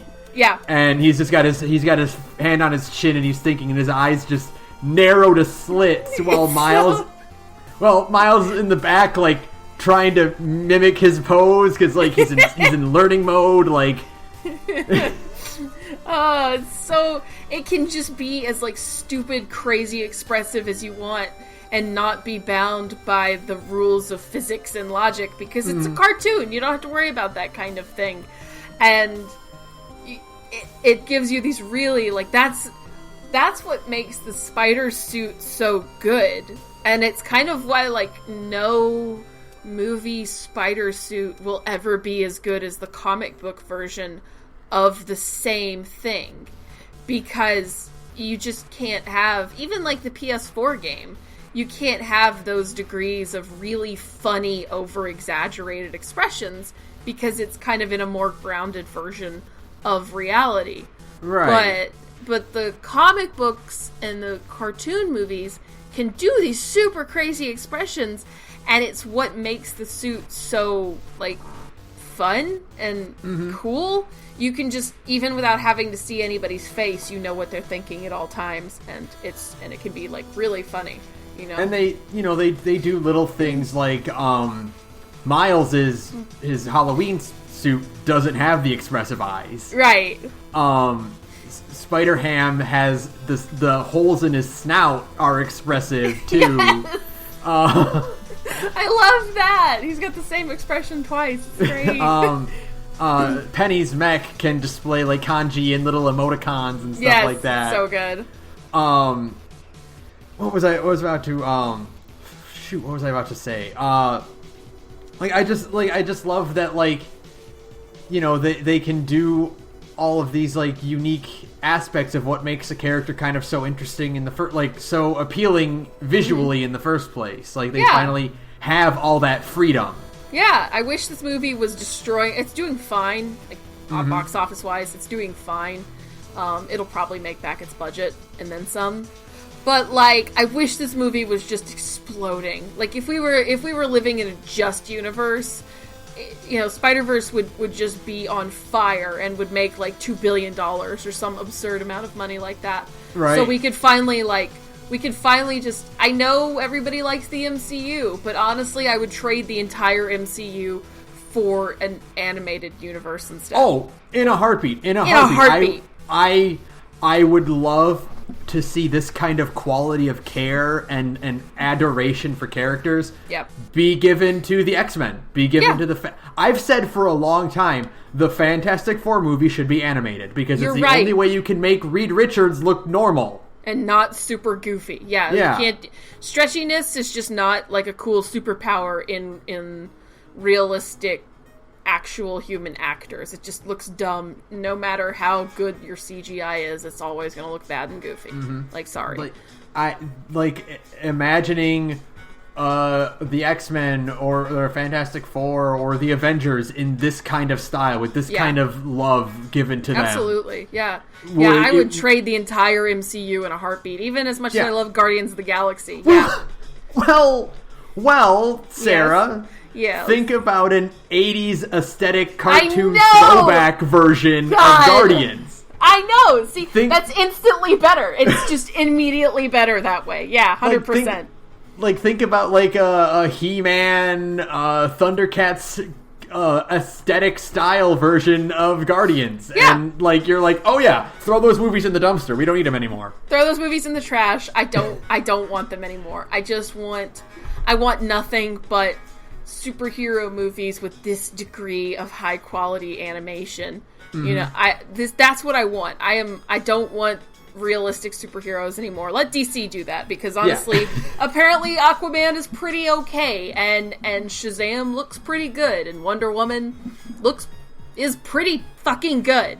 Like, let DC do the real actors thing, and let Marvel just do the fucking animated movies and have fun with it, and just do bright colors and just, you know, Like, cause you can do that real comic book shit in animation.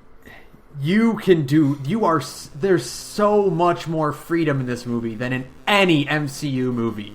Yeah, you're not bound by the same rules. You can do so much with not just with like expressions and stuff, but like the fact that after Miles gets bit and you start seeing the narration bubbles above his head. Oh god, that is so good. The like cementing him like he is now a comic book character. He is a comic book character. He just had his comic book origin story and he didn't even realize it. You know? Like you can do so much. The spider sense effects where the colors distort. All of these little things. The glitching effect. Oh god, the glitching effect was so good. It's so good. The fact that good. The fact that every so often, like, something will, like, two-tone, like, like that slight, like, blurring, but, like, it's just the colors separating. Chromatic aberration. That's it. That's what it's called. Yeah, the chromatic aberration, where it's just, like, when things that are out of focus, it just kind of separates like that. Yeah.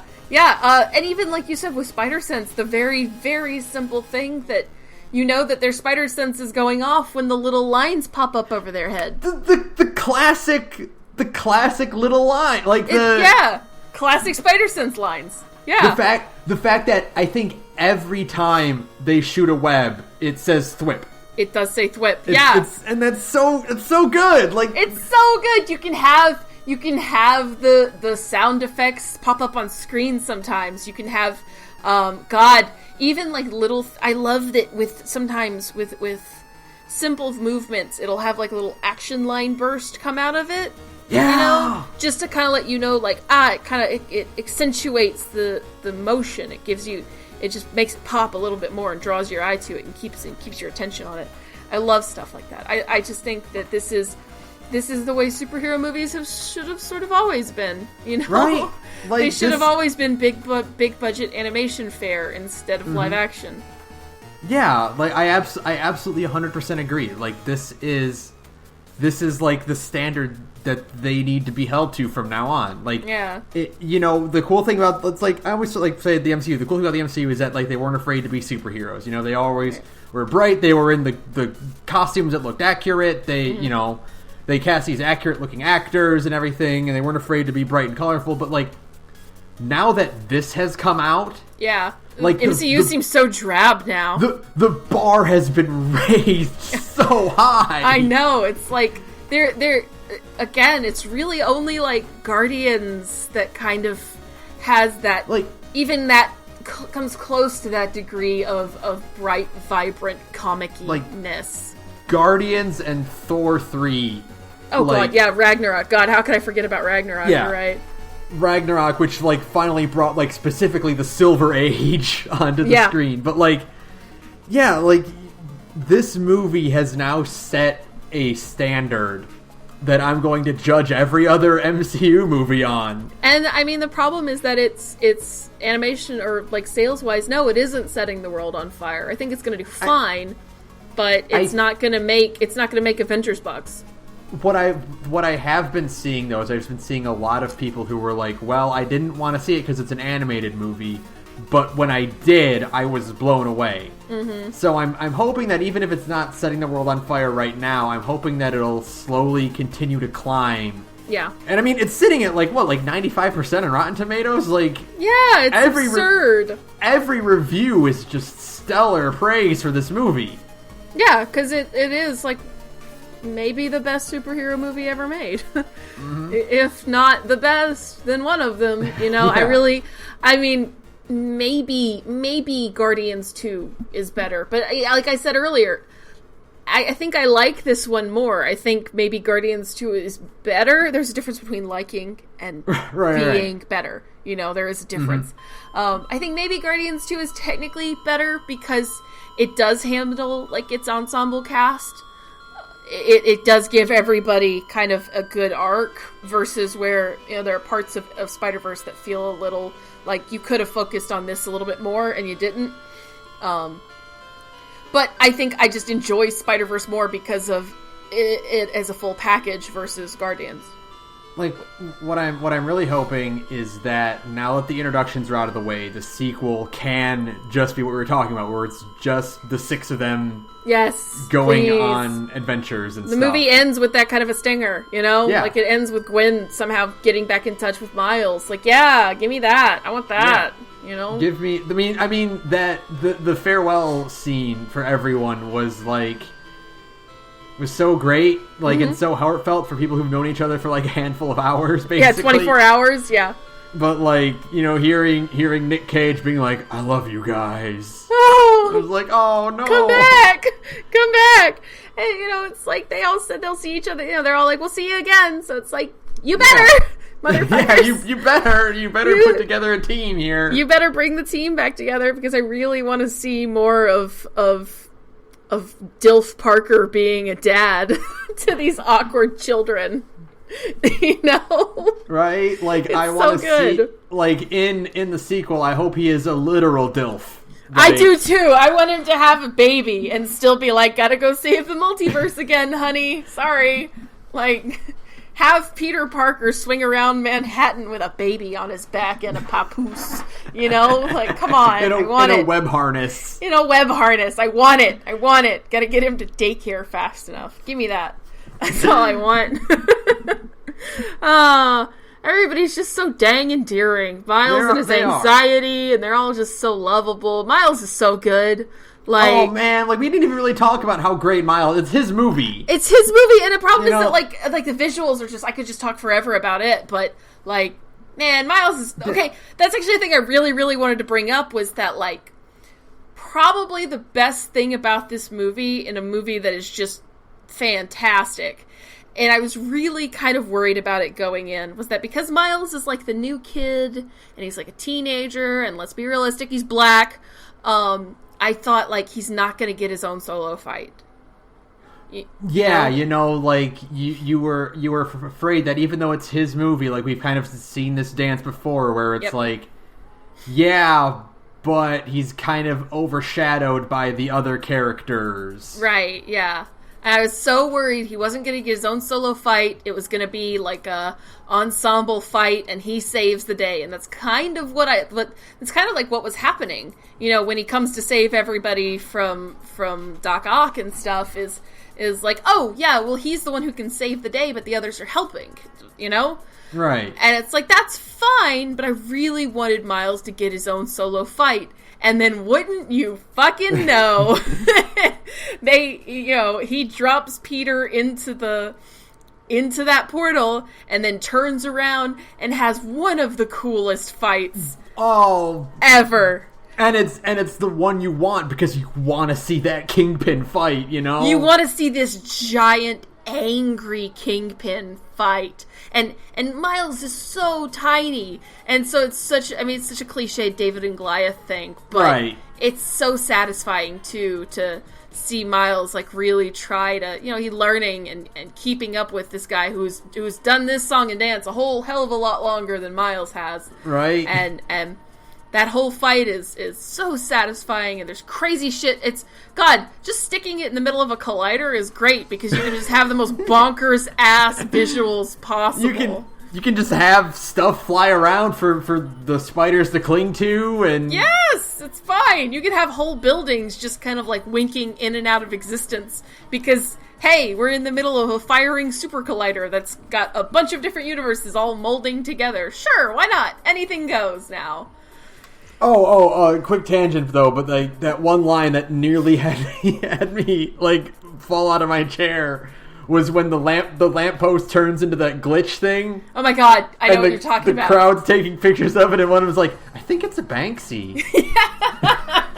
Yeah. Yes. Oh god, it was so good. I love that line.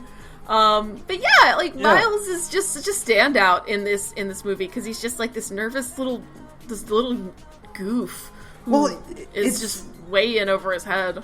Yeah, it's such a great interpretation of his origin, like, you know, because one of the faults I think that the comic Miles had for a long time was he really was being dragged down by inheriting Peter's legacy. Right. Like, it was he had most of the same ensemble cast. You know, Aunt May and Gwen and MJ were still around in his thing.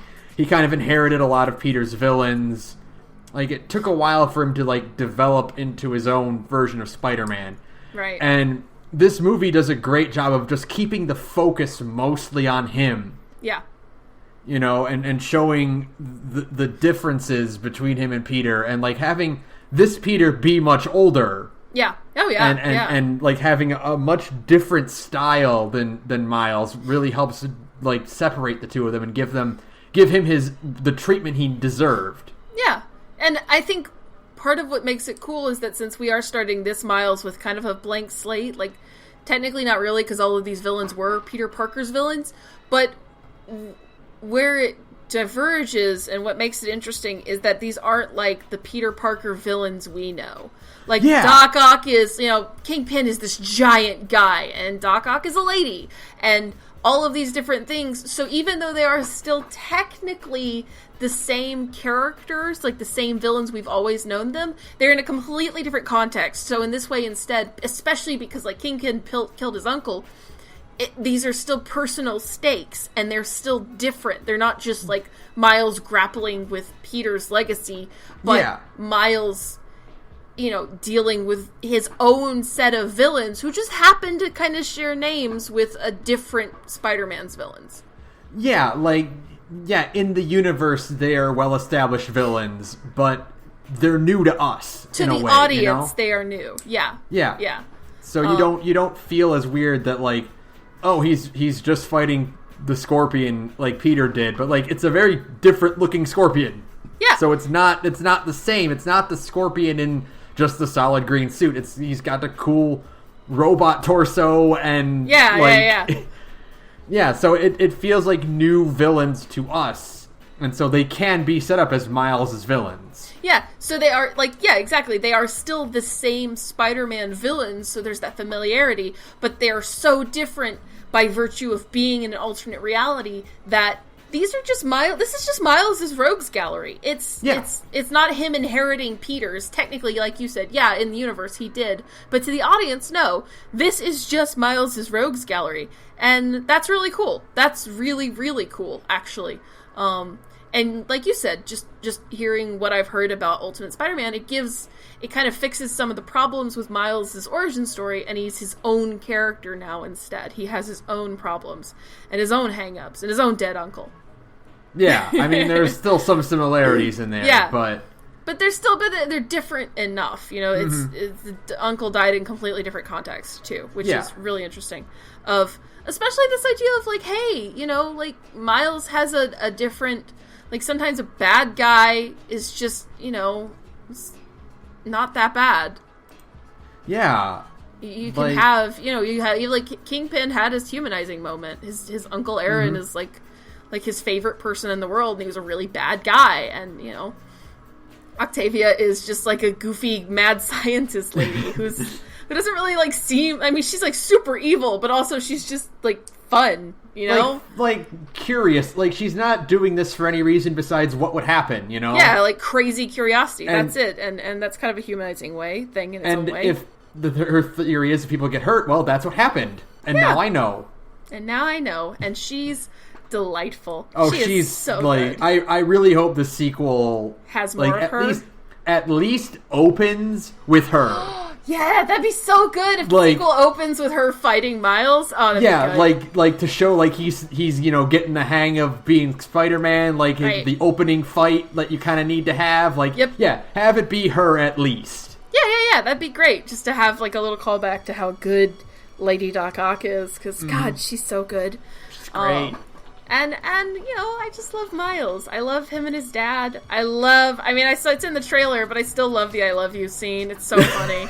It's so funny. It's so funny. And I love the callback at the end of the movie when he tells, like, this really confused cop who thinks he's talking to Spider-Man. He's like, I love you. And dude's like, what? Like, that's good. Yeah. And that he left Kingpin hanging with Friendly Neighborhood Spider-Man. Yeah. Of course. Yeah, I love that. Oh, that's so good.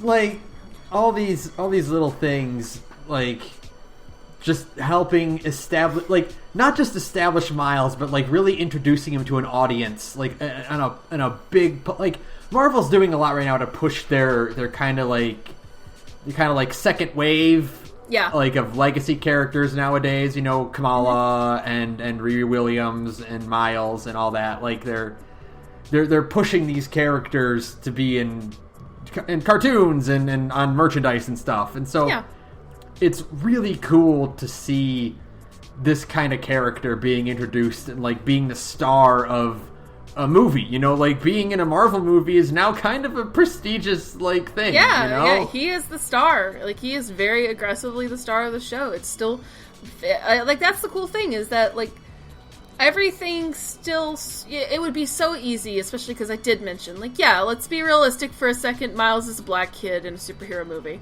You know, it would be so easy to have the plot not really revolve around him, to not, he's just kind of there to save the day. Right. You know? But the plot and everything that happens and all of the character interactions still happen in service of Miles' development. He's still the grounding factor in the story. Everything still hinges on him. He's not just like the guy who shows up to save the day. He's a character with an arc and his own problems, and, you know, he's buckling under all of the expectations placed on him by his family, and, you know, that gives him he's the main character. Yeah, it's so crazy that, you know, this is a movie that has 4 Peter Parkers in it. Yeah. And Miles is still the main character. He's still the main character. He's still very much the main character. There's the, you know, Gwen and Parker, they've got their B-plots of, you know, she's needing to learn how to make friends, and Peter is, you know, hilariously moping over his ex-wife the whole movie, which is definitely one of my favorite running jokes. Yeah, the when he's posing as a waiter and I wasn't there when you needed me for the bread. Yeah, the bread. And Gwen's just, like, trying to, like, we gotta go. We are not getting her any bread. It's so funny. So like, he's just such a sad sack, and it's so funny. And, like, but it's still just a B plot. Like, yeah, it's just a B plot, and that B plot exists in service to Miles' story. Right, like, ultimately they are all inspired by Miles and by his growth, you know? Yeah, exactly. And it's, I really love, like, in service of that, I love that, like, none of them really resent Miles for not being ready for this. No, they totally understand. You know? He's like a 15-year-old kid who just became Spider-Man. Right, like, you know, they put the pressure on him early on, but that's more like they're kind of just being, like, unintentionally overzealous about, you know, about being the thing that they've been for a long time. Right, yeah, exactly. And so, you know, none of them resent him for not being able to commit. Oh, man. Yeah, like when Peter has to tie Miles up and it cuts to the others outside and like, they all get it because Noir says, like, God, poor kid. Yeah. Yeah, like, they totally get it. Like, yeah, you want to help. You want to save the day. You want to be a hero because you've got all this power and all this responsibility now. And you can't because you're just not ready. And if they let him go in without being ready, then it would get some rando kid killed. Yeah.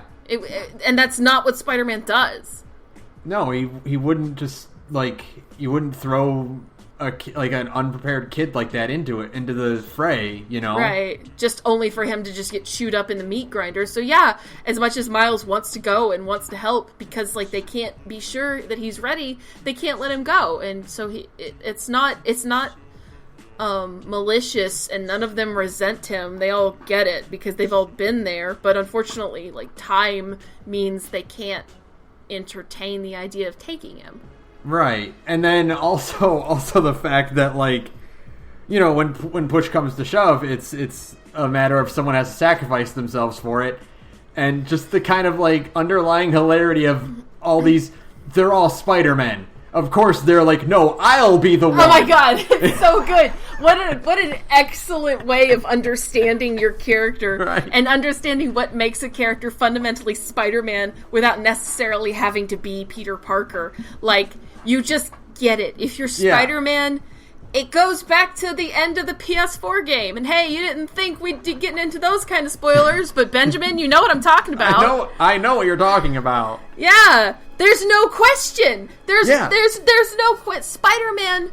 That is what Spider-Man is about. Yeah, like that's like there's so not only in that game, but there's one of the other games, Edge of Time, does that really well, where like Spider-Man 2099, like the future Spider-Man is trying to warn Peter about the thing that will get him killed. You know, like you can't go up to the top floor of that building because you'll die. Like you were destined to die there. Right. And Peter tells him, like, if you think that I'll just let people get hurt when I could have stopped it, then you don't know the first thing about being Spider-Man. Yeah, that's Spider-Man in a heart, like in a nutshell. That is what Spider-Man is. And they go ahead. They just turn it into like kind of like a joke. Like they turn it into a joke. But they turn it into a joke, but it's still like that joke is how you know that these writers just get these characters. Mm-hmm. They get the core concept of Spider-Man is like, yeah, you gotta get back up. Yeah, well, I love that is the repeating line. That, you know, they pay the lip service to great power comes great responsibility. Right. But it's the idea of, like, getting back up. Always get back up. Yeah, you have to get back up because if you don't do it, nobody else will. Yeah. Oh, that's so good. It's so good. It is such a good understanding of the character. And yeah, like this movie just is so, like, even without even needing to be like a huge Spider-Man fan, you just understand the love poured into this movie. Mm-hmm. It's great. It's great. It's incredible. It's fucking amazing. Fuck. It's amazing. It's amazing. Spectacular. Web of. Friendly neighborhood. Shut up. Ultimate. Sensational. Oh, how many of them? There's too many. Loves Mary Jane. There's avenging, too many of them. Superior. Mm-hmm. Oh God, there's too many of them. Without the dash. Spiders Man, yeah. Oh God, yeah. Spiders Man should have been in this movie. I know it's like a new thing. So what I'm saying is, put Spiders Man in the sequel. You know, if you can't get John Mulaney for whatever reason because he's too busy being like super famous or like noir, you know, if, like Nick Cage is off being insane again, just get Spiders Man. Replace him with Spiders Man. Replace him with Spiders Man because it's good, you know. Speaking of that though, how about that post-credits scene though? Oh. Hey, by the way, in 2018, there are still idiots who leave the theater early. Who are these people? I stay behind the credits for movies that aren't superhero movies nowadays. I know, because everybody does it now. Right? Like who are these people who what are you doing? How have you not gotten this? It is. Marvel movies have been a thing now for like 10 years? Yeah. Or something. 11 years? We've had 11 years of Marvel movies, and you are still getting up at the very end when the credits start rolling, and you don't stick around. Really? Really? Like, oh, well, I don't really care about... You're missing, like, some of the... Like, doesn't matter. Okay, well, you're not missing, like, a super plot-relevant detail, or you're missing, like, a really, really funny bit. Can imagine being one of the idiots who didn't stay behind to watch the first Guardians of the Guardians of the Galaxy post-credits scene, right? You'd miss Howard the Duck. How do you do? No, what kind of idiot does that? No, you sit around, you watch the credits, you read all the millions of fucking names that go into making these movies, and then you get a nice little post-credit something or other. Put your ass back down in that seat so that you can see these people make a meme. Right? Like, oh my... Because fuck, that meme is like my favorite of all time. It's so funny. It's the so best. Funny. And I didn't expect it. And they took that and they just turned it into this. Fuck! I could have watched that go on for 5 minutes. The bit is good.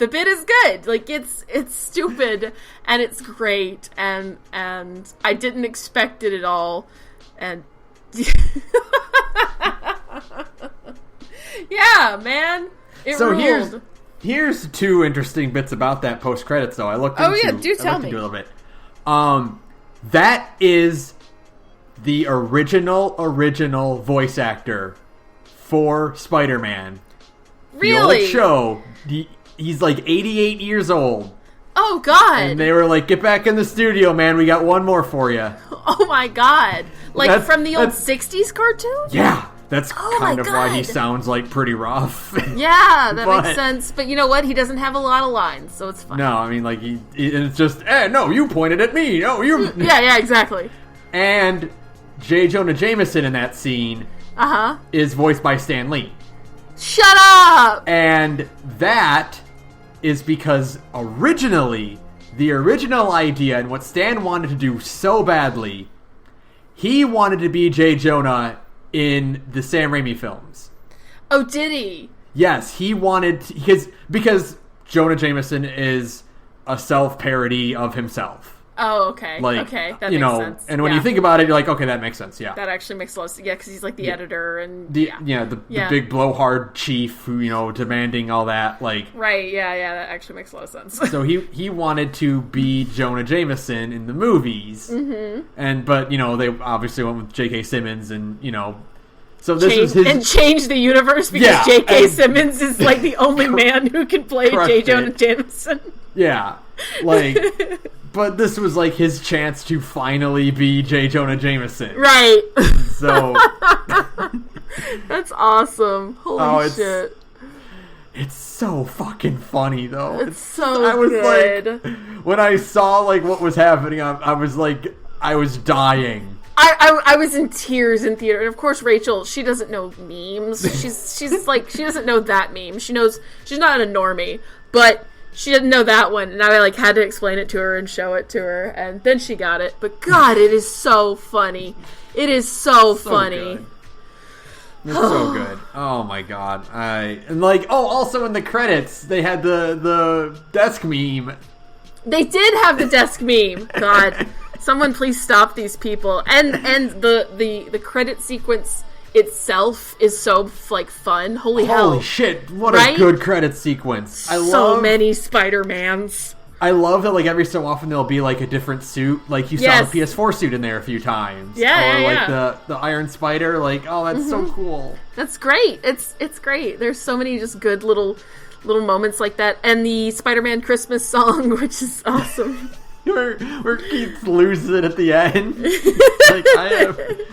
I have a chemical engineering degree, or whatever it was. Yeah, a degree in chemical engineering, or a master's in chemical engineering, or something like that. Oh my god, amazing.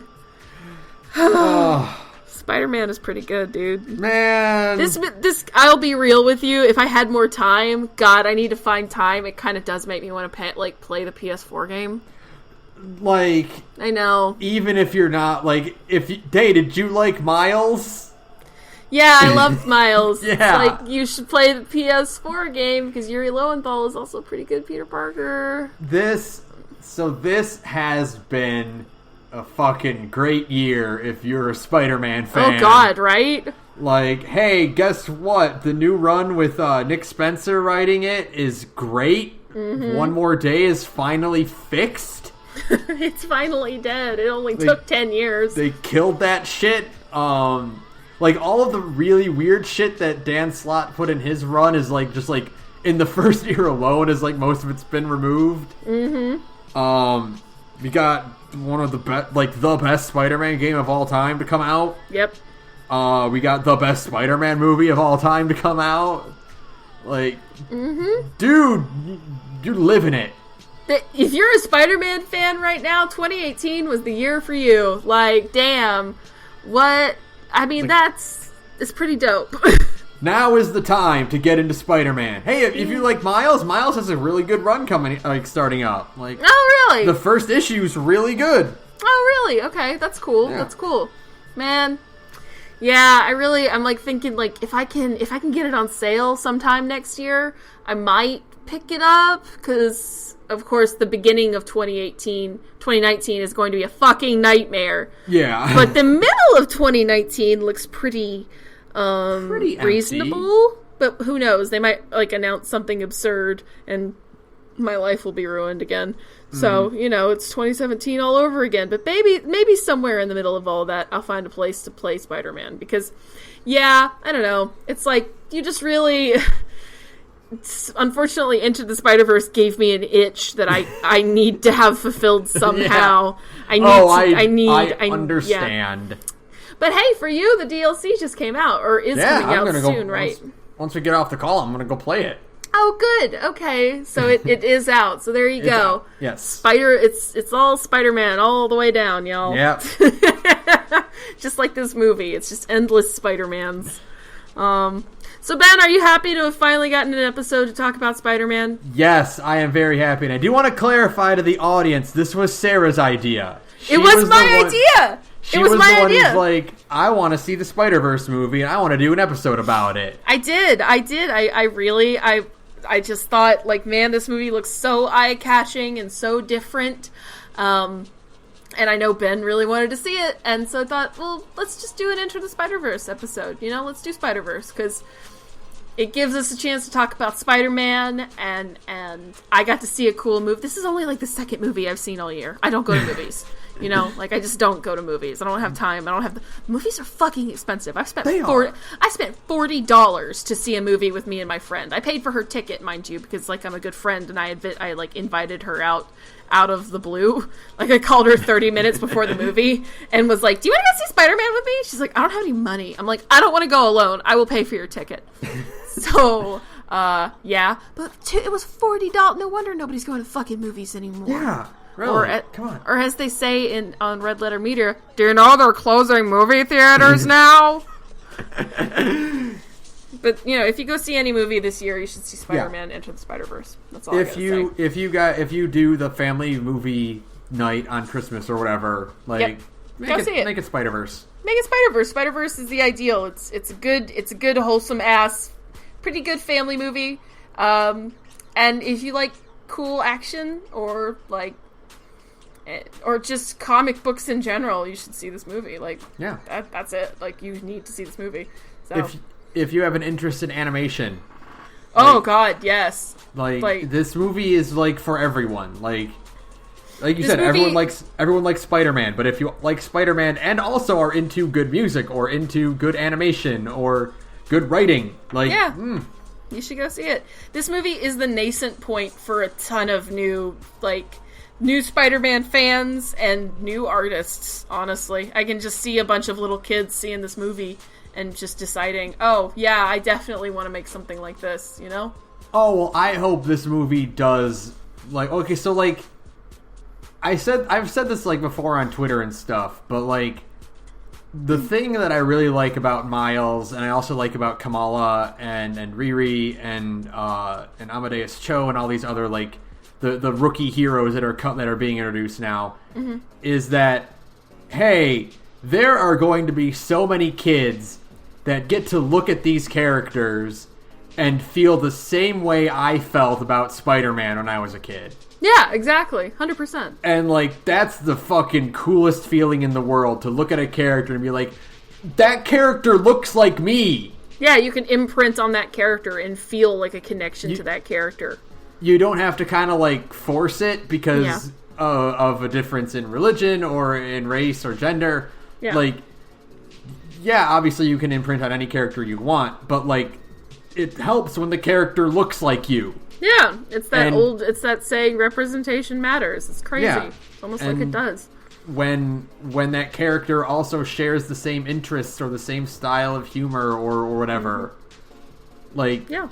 Fuck, that's awesome. That's really cool that kids will get that. It's great. And it's so obvious that this movie gets to just be like the birthing point of so many like comic fans and new artists and people who go, oh, like little kids who go, oh, this makes me want to be an animator. Like this movie, I just feel like can be that movie to so many people because it's just so like, God, it's stunning and inspiring. It makes you want to draw again. It makes you want to right? Makes you want to do something again and be creative because it is so creative and so beautiful. Like, yeah, Spider-Verse is incredible. It's like it's it's inspirational. Like all it is inspirational. That's exactly what it is. In pretty much every single way, it is just it is an inspiration. It's great. Anyone can which wear I masks. think is a pretty good glowing review. Yeah. So, did you think it was a good movie? Yeah, it was pretty good. It was all right. It was all right. Yeah. It's all right. It's fine. It's just one of the best superhero movies ever made. It's fine. Yeah. Maybe one of the best animated movies ever made if you ask me in a few weeks and I think about it, you know. Yeah. So, yeah. Are Yeah. we good? Are we good? Is there anything else you want to get? I know that, like, you know, you probably have more you could get out of your system. Oh, I mean, like, I'll get back to you once I, like, dump a bunch of Spider-Man content on you, and, like, you'll have an idea of what I'm talking about. Oh, God. I made the grave error of going, I kind of could get into Spider-Man, and now what's going to happen is Ben is going to send me, like, 700, I'm going to wake up one morning, and there's going to be UPS at my fucking front door, and be like, there's 700 comic books here for you, ma'am. Oh, what I'm banking on is the way I got you back into DBZ. You motherfucker! Which That's is what like, this is. Hey, Fighters was pretty good, and like, hey, remember that time in DBZ when this really cool thing happened? And you're gonna be like, that was really cool. Yeah, God, I've fallen right into your web. So stupid. Oh, yeah, So you're stupid. trapped. I'm trapped. Stepped into my parlor, said the spider to fly. All right. All right. Well, I've got a video game to play. You have some Spider-Mans to play, so yeah. Yeah. All right, so thank you, Vistager, for using our background music. You can follow us on Twitter at The Gorge Podcast. You can email us at thegorgepodcast@gmail.com. You can listen to Sarah talk about other things that she's interested in on her other podcast. I'll give you that one. We've been talking for 2 hours. I'll give you that one. It's hard to connect Spider-Man, because you haven't done a Mutants and Masterminds campaign, have you? We haven't, but we're talking about it, so keep your eyes peeled. Yeah. Although there's also apparently an Apocalypse World, like that's what Monster Hearts is, by the way. Monster Hearts is Apocalypse World adjacent. Or powered by the Apocalypse superhero game, apparently. I don't know what it's called, but I need to look into it because we've been talking about maybe running that for like a one-shot or something. Anyways, hey, I'm in another podcast called Big Gay Nerds, where me and a bunch of cool queer friends get together and we play tabletop games. We try out lots of systems. We have a lot of fun. Right now, we are doing the Christmas special, and then some of us, not myself, I'm sitting this round out, are trying a recently kickstarted game called Tentative Shock. It's like a cool sci-fi cyberpunk kind of thing. It's really fun and interesting, so you should come check us out. We're at Big Gay Nerds on SoundCloud, and you can find the links to the rest of our social media from there. Thanks. So that'll do it for us. Do you have one? God, I have so few negative things to say about this movie. You know what? Here's what we'll do. Okay. Here's what we will do: is we will say we will not disparage anyone. No, we won't. But I will say, rest in peace, Stan Lee. Rest in peace, Stan Lee. And like, man, that tribute in the credits was like enough to just make me start bawling. Like, yeah, it was pretty bad. It's pretty rough to have it be for Stan and Steve Ditko. Yeah, that, and then that quote about how anyone can be a hero. It just oh god, yeah, that was pretty bad. So instead of sullying what has been 2 hours of an outpour of love, just rest in peace, Stan Lee. Yeah, we miss you. Good night, everyone. Good night.